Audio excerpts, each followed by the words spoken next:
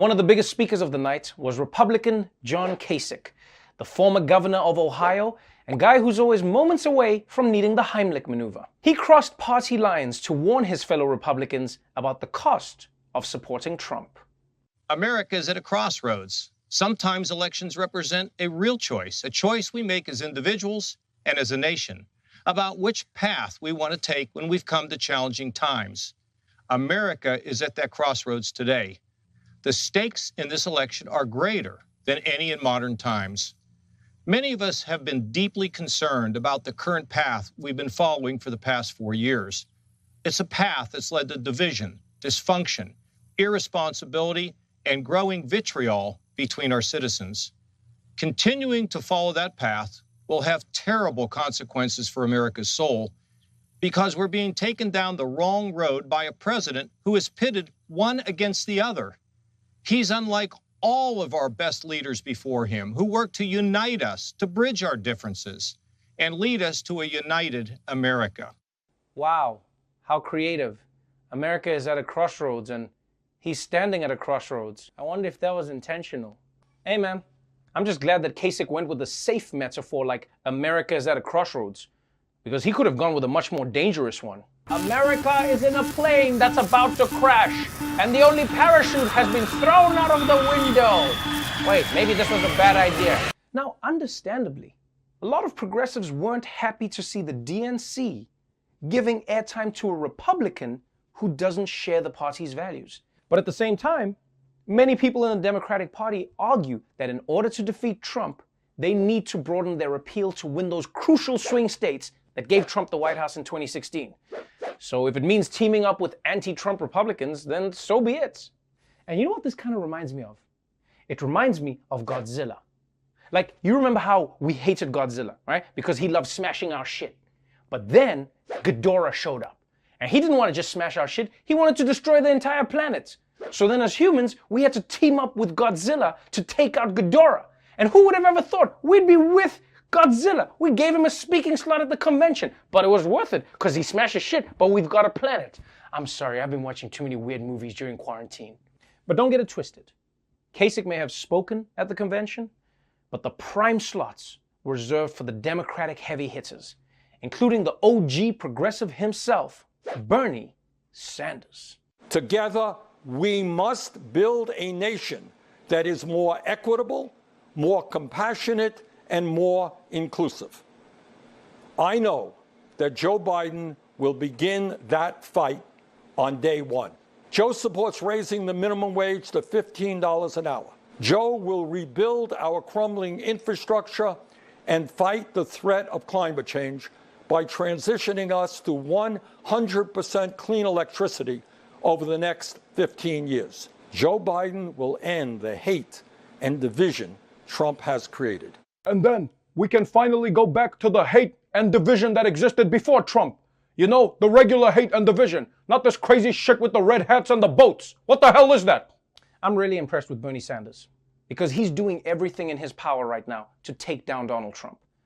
Not only is he giving a full-throated endorsement of Joe Biden, but the man stayed up until 10 o'clock to give that speech. That's not nothing. And Bernie's point was very clear. He was telling his base that progressives cannot afford to cost protest votes like they did in 2016. Because this shit we lived through, this was 4 years of Trump still caring about being reelected. Imagine what he'd be like totally unleashed. Forget pardoning other people. Second term, Trump will be pardoning himself mid-crime. He'll be out there robbing banks like, all right, everybody, I'm gonna need you to get on the ground. Pardoned. This is a robbery. Put the money in the bag. Pardoned. And by the way, ma'am, I love your boobs. Pardoned. So the thrust of the night was clear. People across the ideological spectrum need to unite against Donald Trump. And by and large, I'm pretty impressed. I mean, a virtual convention has never happened before, but the Democrats were able to string together appearances from all around the country, from John Kasich in a field somewhere to Bernie Sanders giving a speech in a cabin where he clearly murdered Groot's entire family and stacked them in the background. Now, the truth is, nobody remembers all the glitches and the bad timing, because all anybody was talking about today was the Democrats' closer, former First Lady and walking vision board, Michelle Obama. I understand that my message won't be heard by some people. We live in a nation that is deeply divided, and I am a Black woman speaking at the Democratic Convention.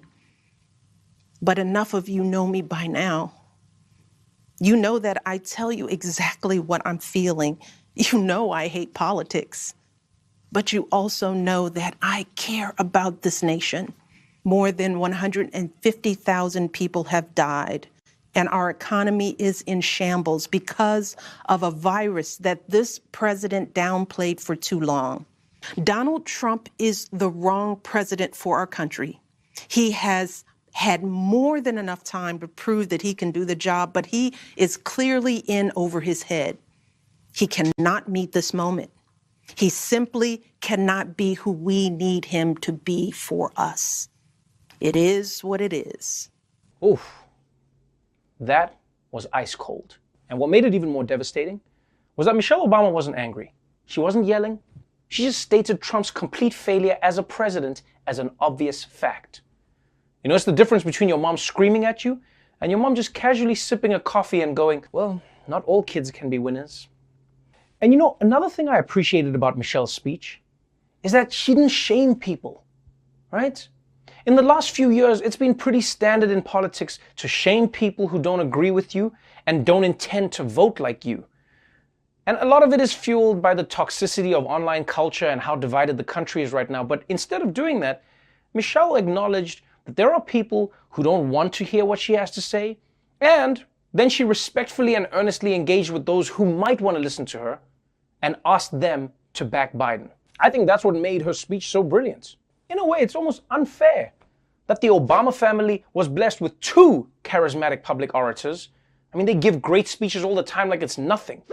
And then you've got Trump, who acts like he's discovering the English language as he speaks. And so we have these accomplishments and accomplishments. So true. What a word. Now, it's no surprise that Donald Trump wasn't as impressed by Michelle's speech, but the reason why was pretty surprising. She was over her head, and frankly, she should have made the speech live, which she didn't do. She taped it, and it was not only taped, it was taped a long time ago because she had the wrong deaths. God damn. That is one of the biggest self-owns I have ever seen. 150,000 dead? I've killed 20,000 more since then, you idiot. Hey, Herman, get a load of this idiot. Herman? So, that's how the Democrats kicked off their convention. And if Democrats can get some more speeches like Michelle Obama's, well, then it's just a matter of time before America turns Donald Trump into Donald Dumped.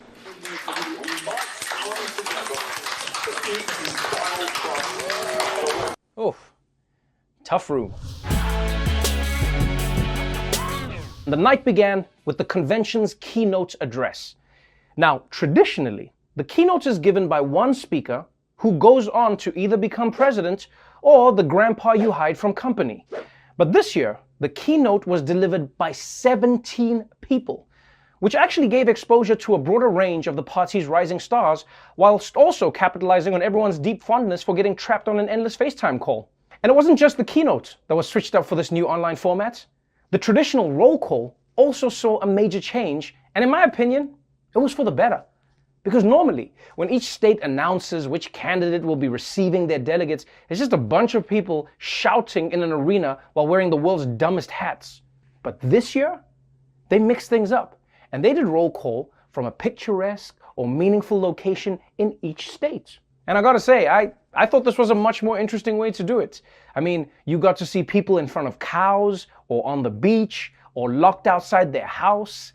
And while many of the people in the videos were party activists, some recognizable faces popped up too, like Amy Klobuchar, representing Minnesota from the banks of the Mississippi River, or Mayor Pete Buttigieg, beaming in live from Men in Black headquarters. And my favorite part, by far, was watching everyone try and hype up their state. Ohio cast 20 votes for Senator Bernie Sanders and 134 votes for the next president, Joe Biden. O-H-I-O! Tennessee became the 36th and deciding state to ratify the 19th Amendment, granting women the right to vote. Tennessee cast 23 votes for Bernie Sanders and 50 votes for our next president of the United States, Mr. Joseph R. Biden. state appetizer, calamari, is available in all 50 states. The calamari comeback state of Rhode Island casts 1 vote for Bernie Sanders and 34 votes for the next president, Joe Biden. Okay, first of all, it is so awesome that Rhode Island has a state appetizer. I mean, technically New York has one too, but it's that liquid that drips off a building into your mouth by accident. Yeah, I never look up to see where it comes from, because as long as you don't know, there's still a chance that it's just water, man. Please let it be water. Jesus, let it be water. But the thing about the Rhode Island guy is he could totally be making up this calamari thing, and nobody knows enough about Rhode Island to call him on it. I mean, he could have said, Rhode Island is the only state where Shaquille O'Neal can legally own a convertible. And I would have been like, oh, that's cool. I didn't know that. But in general, I loved everything about this roll call. It was like state Tinder. Although it also proves America has no business being one country. I mean, you've got Tennessee proudly mentioning their role in women's suffrage, and then Rhode Island being like, we have bomb-ass appetizers. Now, the whole night wasn't just a fascinating tour of American seafood. There were also speeches from Jill Biden, Bill Clinton, Colin Powell, and a quick appearance from AOC. In a time when millions of people in the United States are looking for deep, systemic solutions to our crises of mass evictions, unemployment, and lack of health care, en el espíritu del pueblo and out of a love for all people, I hereby second the nomination of Senator Bernard Sanders of Vermont for President of the United States of America. Okay, now I know what you're thinking. You're thinking AOC snubbed Joe Biden at his own convention, and I get why you might think that. Because a bunch of media outlets who should know better tried to make it seem like that's what went down. But the truth is that this was exactly what was supposed to happen. All right? By the rules of the Democratic Party, any candidate who wins enough delegates, like Bernie Sanders did, gets nominated at the convention as a way to remind them that they lost in front of the entire country. But look, I think it makes sense that a lot of people didn't know the rules about the Democratic convention. And if you didn't know the rules and you saw what AOC did, you would be confused. I mean, that happens with any situation. Imagine if you had never been to a wedding before, right? And then on your wedding day, the priest went through the rituals. You could also get confused with that. Does anyone here have any reason why these two should not be married? Whoa. Should not be married? Are you trying to sabotage my shit? Sir, it's just a tradition. A tradition of some bullshit. I'm not paying the deposit. This guy's trying to ask people for a reason. I mean, you know her mama's got a reason. I don't want people talking about reasons. But the night's big moment was when Joe Biden officially became the Democratic nominee. And for reasons I don't understand, the DNC also made it the weirdest moment.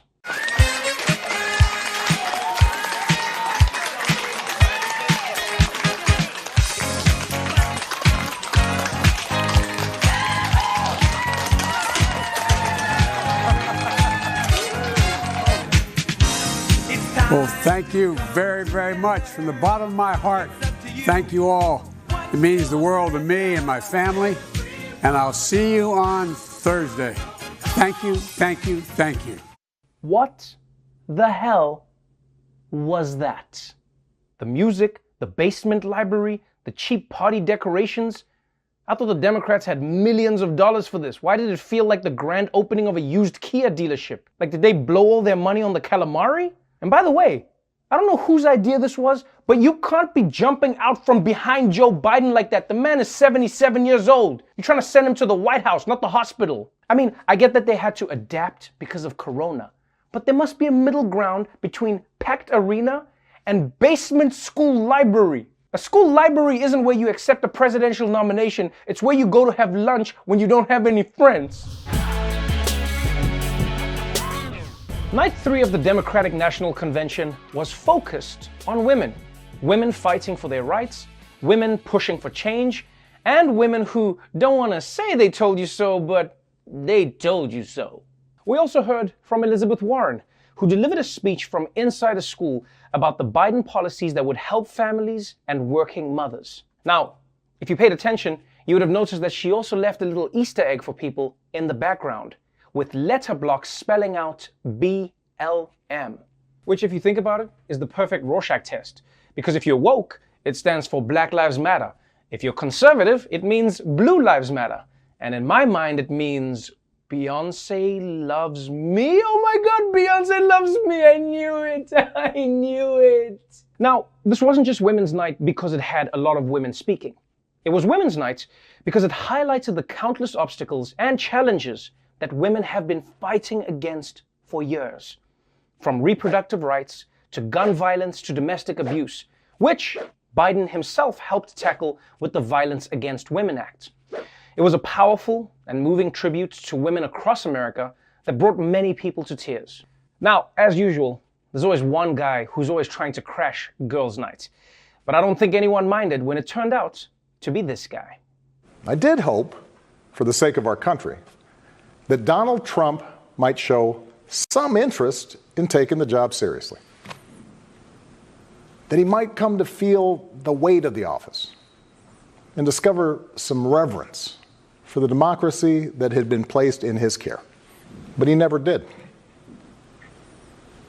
For close to 4 years now, he has shown no interest in putting in the work. No interest in finding common ground. No interest in using the awesome power of his office to help anyone but himself and his friends.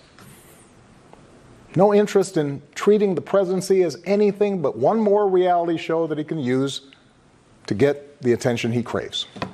Donald Trump hasn't grown into the job because he can't. Wow, President Obama. I think you're being a little harsh here. The man's only been in office for 3 years and 7 months. Give the dude some time to warm up. But this speech wasn't just brutal, it was straight to the point. Not even being mean about it. Like, Obama was just laying out why President Trump has failed in a real and honest way. And I know he's too classy for this, but I think Obama would make a great Yelper. Vincenzo's quality Italian has no interest in making a decent meatball sub. They won't ever grow into your fave calzone joint because they can't.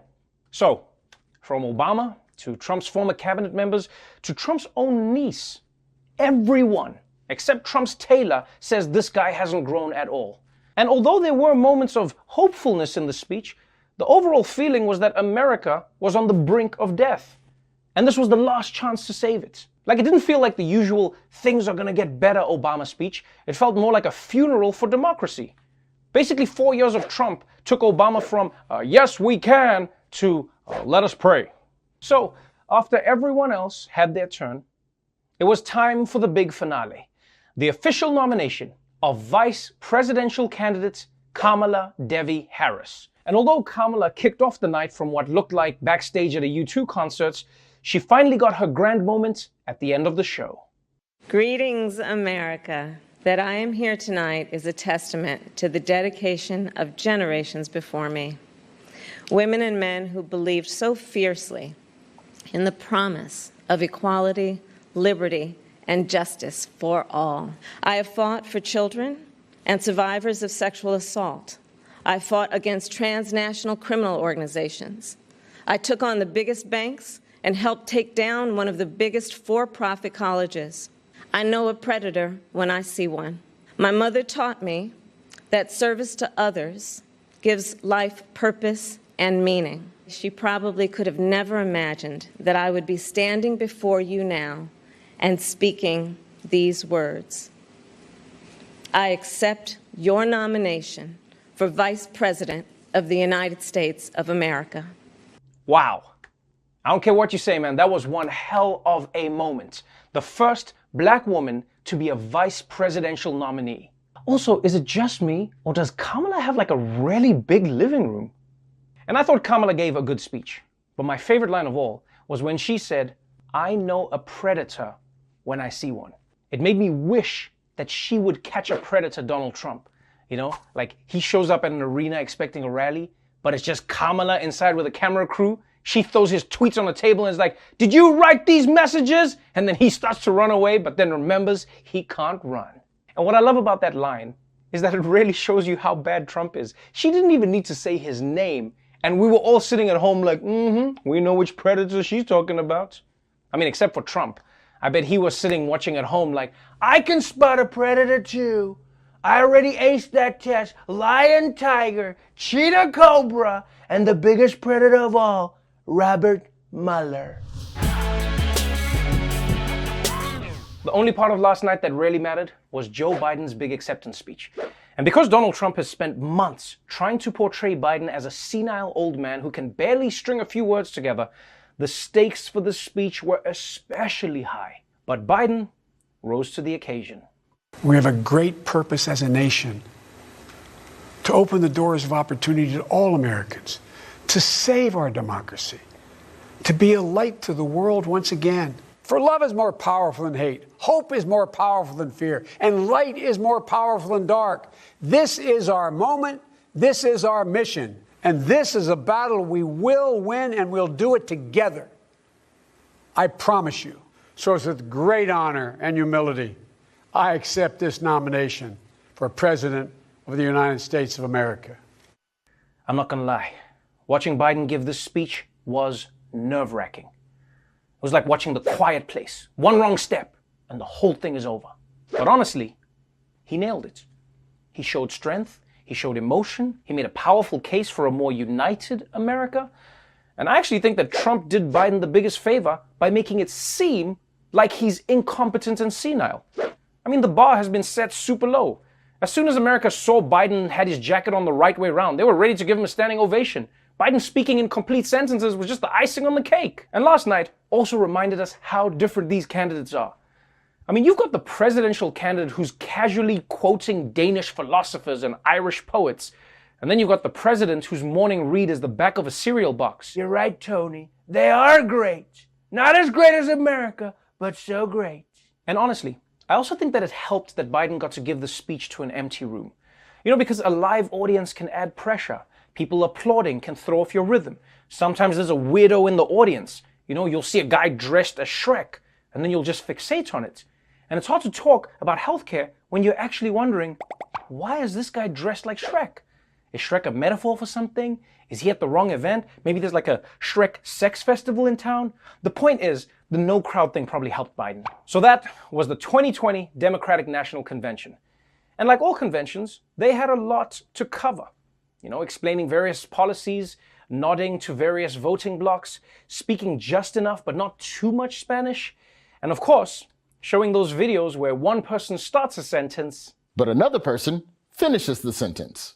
But ultimately, there was one overall theme of the week. I know Joe. He is a profoundly decent man. Joe Biden is a decent man. Decent man. Decent. Decent. Yes, decent is a word that came up over and over throughout this convention, which is really only a compliment if you say it the right way. He is decent. He's decent. And that was the main thing that the Democrats wanted to get across. You don't have to have a president who only cares about people if they have a boat or a felony conviction. No, you could have an actual human being who feels empathy for other human beings. And it wasn't just politicians attesting to Biden's decentness. The convention heard from a lot of everyday people. From a security guard who Biden stopped to talk to in an elevator, to a man Biden befriended when they were both lifeguards as teenagers. And even a rabbi who recalled Biden showing up at a woman's memorial service because she had once donated $18 to his campaign. But the highlight was probably last night's testimonial from a 13-year-old with a stutter. Without Joe Biden, I wouldn't be talking to you today. About a few months ago, I met him in New Hampshire. He told me that we were members of the same club. We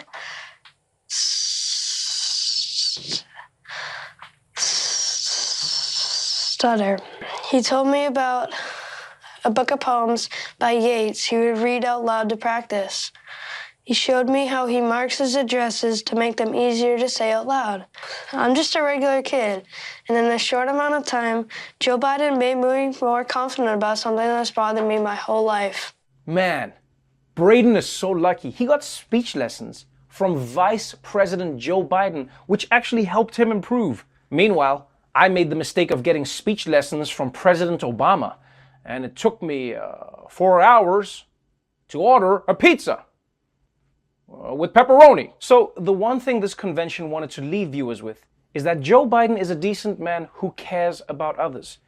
And another thing that kept coming up over and over again is that Biden will take the time to talk to you on the phone, whether he knows you or not. I remember I called my grandmother And I said, Joe Biden's walking by. And she goes, oh my God, put him on. He talked to me for the next half hour. If you give him your cell phone number, he's going to call it. I remember one night when I was giving one of those floor speeches, and I walked out of there and the cell phone rings. And you know who it was? It was Joe Biden. My phone rang, and it was the vice president. I called her.